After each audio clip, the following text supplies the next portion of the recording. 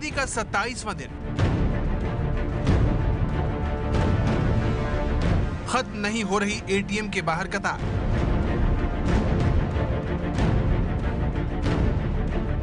बैंकों में भीड़ से जनता है परेशान। आम जनता रोज घंटों लाइन में लगकर अपनी पूंजी को बैंक में जमा करने की जद्दोजहद में लगी है। रोजमर्रा की जरूरत के लिए एटीएम से 2500 रुपए निकालने में पसीने छूट रहे हैं। एक और आम जनता नोटबंदी का दर्द झेल रही है, तो दूसरी ओर काले धन के कुबेर नोटबंदी के बावजूद बेफिक्र हैं। धड़ल्ले से अपना काला धन सफेद करने में जुटे हैं। सरकार की नाक के नीचे काला कारोबार चल रहा है।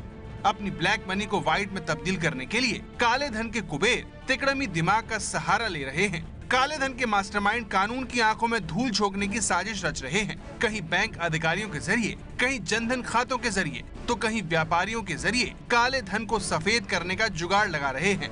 सवाल है कि आखिर कैसे चल रहा है काले धन को सफेद करने का खेल? काले धन को सफेद करने का रेट क्या है? आखिर कौन लोग हैं इस काले कारोबार में शामिल? सरकार की नोटबंदी के मकसद को फेल करने में जुटे काले धन के खिलाड़ियों को उजागर करेगी एबीपी न्यूज की एक्सक्लूसिव रिपोर्ट, काले धन के खिलाड़ी। दरअसल नोटबंदी को ईमानदारी से लागू कराने की जिम्मेदारी बैंकों पर ही है, लेकिन ऐसी कई खबरें सामने आई जिसमें बैंक के कुछ कर्मचारियों ने चंद रुपए की लालच में काले कारोबारियों का साथ दिया है। ये जो ताजा केस सामने आया है वो एक्सिस बैंक के 2 मैनेजर्स का है। एक्सिस बैंक के ये दोनों मैनेजर्स करीब 40 करोड़ रुपए का काला धन सफेद करने का इन पर आरोप लगा है।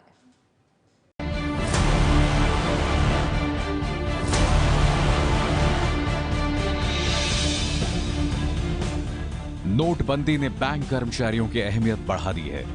चाहे अपने पुराने नोट बैंक में जमा करने हो या फिर बैंक से पैसे निकालने हो, बैंक कर्मचारी ग्राहकों के लिए भगवान से कम नहीं है। लेकिन देश में कुछ बैंक कर्मचारी शैतान बन गए हैं। कुछ बैंकों के अधिकारी और कर्मचारी सिस्टम की आंखों में धूल झोंककर काले को सफेद करने का काला कारोबार कर रहे हैं। चंद रुपयों की लालच में कुछ लोगों ने अपने ईमान से समझौता कर लिया है और फर्ज से दगा।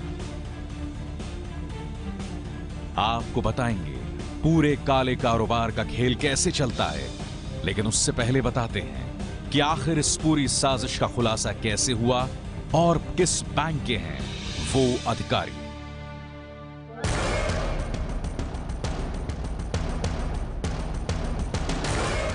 दिल्ली में एक्सिस बैंक के 2 मैनेजर काले धन के कुबेरों के साथ मिलकर गोरख धंधा कर रहे थे।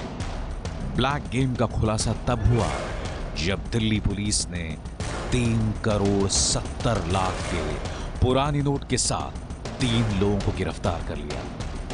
शुरुआती जांच के दौरान जो कहानी जांच एजेंसियों को सुनाई गई, उसके मुताबिक काला बाजारियों के ग्रुप ने पहले 20 करोड़ रुपए पुराने नोटों में इकट्ठे किए और फिर तलाश की गई ऐसे किसी शख्स की जो इस काले धन को सफेद करा दे। और इसी क्रम में उनकी मुलाकात पहले एंट्री ऑपरेटर और फिर एक्सिस बैंक के मैनेजरों के दलाल से हुई। एंट्री ऑपरेटर फर्जी कंपनियों का रजिस्ट्रेशन करता है। एंट्री ऑपरेटर ने काला बाजारियों को बताया कि उसके पास एक्सिस बैंक में 3 फर्जी कंपनियों के खाते हैं। इन फर्जी कंपनियों के खाते में रकम को डालकर उन्हें काले से सफेद करने की डील हुई। डील के लिए एंट्री ऑपरेटर ने 15% कमीशन की डिमांड रखी। इसके बाद उसने काला बाजारियों को भ्रष्ट बैंक मैनेजर्स से मिलवाया।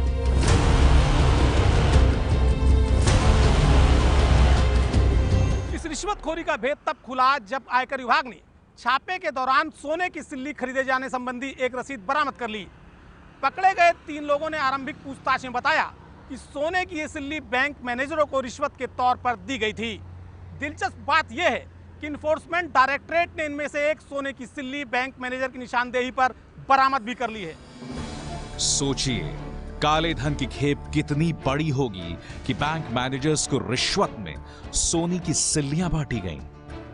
पुलिस को जांच के दौरान ऐसे 3 सोने की सिल्लियां मिल चुकी हैं। अब आपको बताते हैं आखिर बैंक अधिकारियों की मिलीभगत से काले धन को सफेद करने का खेल कैसे चलता है। कालाबाजारियों ने फर्जी कंपनियों के अकाउंट में अपना काला धन बैंक के खाते में डालकर सफेद कराया। इस पैसे को कई जूलर्स के खाते में RTGS किया गया, यानी उनके अकाउंट में फंड ट्रांसफर किया गया। इस काले से सफेद हुए धन से सोना खरीदा गया।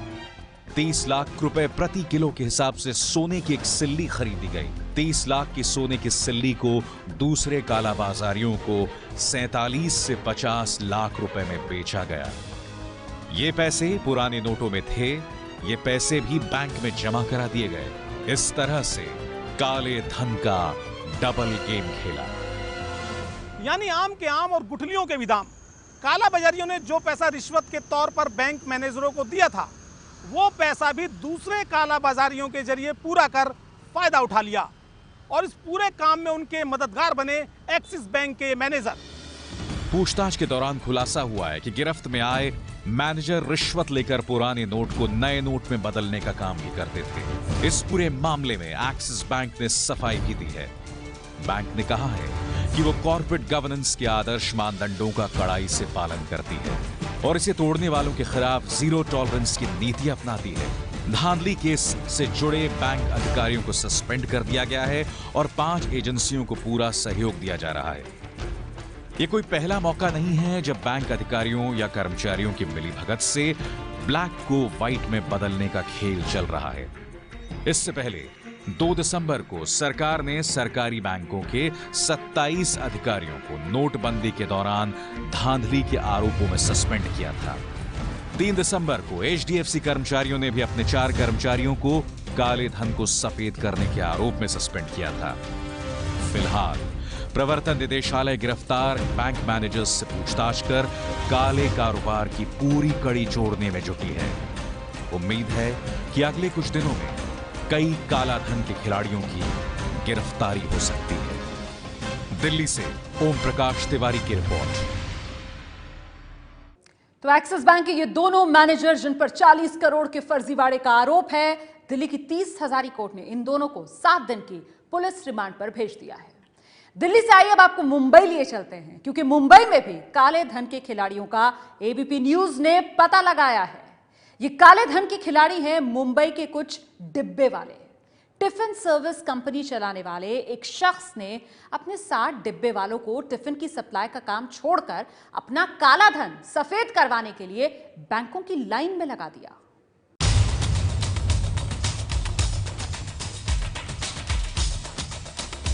मुंबई की फूड लाइन कहे जाते हैं मुंबई के डिब्बा वाले। चाहे बारिश हो या तेज गर्मी, हालात जैसे भी हों, मुंबई के दफ्तरों में काम करने वालों को तय वक्त पर उनके घर का बना खाना मिल जाता है और ये सब संभव है डिब्बा वालों के मैनेजमेंट स्किल से। अपनी मैनेजमेंट स्किल के लिए माहिर इन डिब्बे वालों को भी ब्लैक मनी के काले कारोबारियों ने नहीं बख्शा। काले कारोबारी ब्लैक मनी को खपाने के लिए जुगाड़ लगाने का कोई मौका हाथ से नहीं जाने देना चाहते।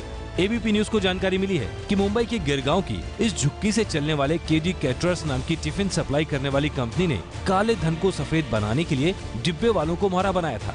सूत्रों के मुताबिक KD कैटरर्स के मालिक राजू संपत ने अपने 7 डिब्बा वालों को अलग अलग बैंकों की लाइन में नोट बदली के काम में लगाया।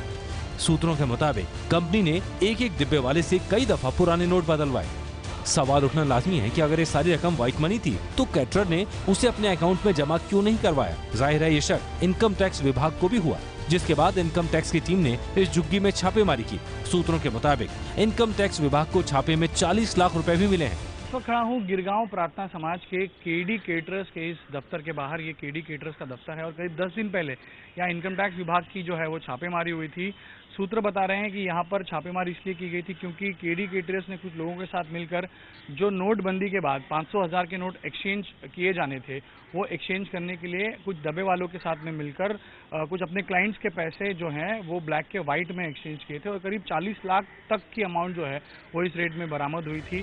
ABP न्यूज ने जब कंपनी चलाने वाले राजू से फोन पर बात करने की कोशिश की तो उसने कुछ भी साफ साफ कहने से मना कर दिया। हमने इस यहाँ के मालिक राजू भाई से बात करने की कोशिश की, उनको फोन करके वो यहाँ पर फिलहाल नहीं है।